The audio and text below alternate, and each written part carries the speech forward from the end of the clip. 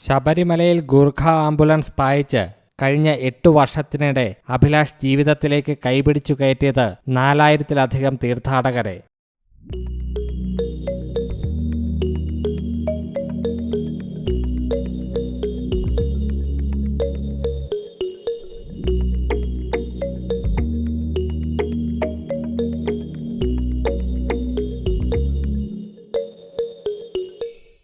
അതും കൊടും വളവുകളും കയറ്റിറക്കങ്ങളും നിറഞ്ഞ പമ്പ സന്നിധാനം ശരണപാതയിലൂടെ അതിസാഹസികമായി. കോവിഡ് കാലത്തും കോവിഡ് പോസിറ്റീവായ തീർത്ഥാടകരുമായി സന്നിധാനം ഗവൺമെന്റ് ആശുപത്രിയിൽ നിന്നും പമ്പയിലേക്ക് നിരവധി തവണ പാഞ്ഞതും ദേവസ്വം ബോർഡിലെ താൽക്കാലിക ജീവനക്കാരൻ കൂടിയായ അഭിലാഷ് തന്നെ. ഹൃദയാഘാതം അടക്കമുള്ള രോഗബാധയെ തുടർന്ന് സന്നിധാനം ഗവൺമെന്റ് ആശുപത്രിയിൽ എത്തിക്കുന്ന തീർത്ഥാടകരെ വിദഗ്ധ ചികിത്സയ്ക്കായി മുൻകാലങ്ങളിൽ അയ്യപ്പ സേവാ സംഘ പ്രവർത്തകർ സ്ട്രക്ചറിൽ ചുമന്നാണ് പമ്പയിൽ എത്തിച്ചിരുന്നത്.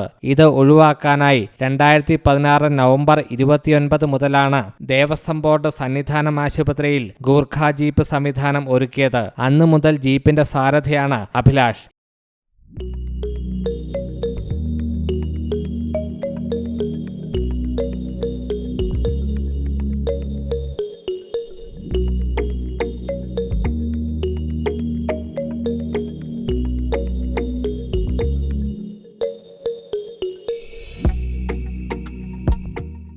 ഏഴ് മുതൽ 10 മിനിറ്റിനുള്ളിൽ രോഗിയുമായി സന്നിധാനത്തു നിന്ന് പമ്പയിലെത്തും. കഴിഞ്ഞ സീസണിൽ മാളികപ്പുറത്തിന് സമീപത്തെ വെടിക്കെട്ടുപുരയിലുണ്ടായ തീപിടുത്തത്തിൽ ഗുരുതരമായി പൊള്ളലേറ്റ 3 ജീവനക്കാരെ ഓരോരുത്തരെയായി മിനിറ്റുകളുടെ ഇടവേളയിലാണ് സന്നിധാനത്തു നിന്ന് പമ്പയിൽ എത്തിച്ചത്. ആരോഗ്യമുള്ള കാലത്തോളം അയ്യപ്പ സേവയുടെ ഭാഗമായി ജീവൻ രക്ഷാപ്രവർത്തനവുമായി സന്നിധാനത്തു തന്നെ ഉണ്ടാവണമെന്നതാണ് അഭിലാഷിന്റെ ആഗ്രഹം.